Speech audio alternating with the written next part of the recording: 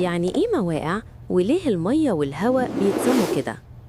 المواقع هي مواد ملهاش شكل ثابت زي المية، جزيئاتها قريبة من بعض لكن بتتحرك بحرية وتنزلق حوالين بعض، وعشان كده السوائل ليها حجم ثابت لكن شكلها بيتغير حسب الإناء.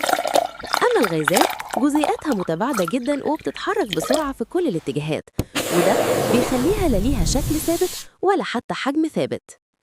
وده اللي بيخلينا ندرس حركة المواقع في علم اسمه ديناميكا المواقع.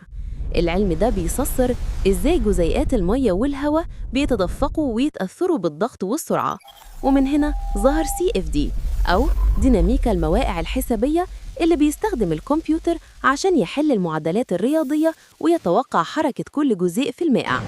يعني ببساطة المواقع بتدي حرية التدفق، وCFD هو اللي بيشرح لنا بالعلم إزاي الحركة دي بتحصل.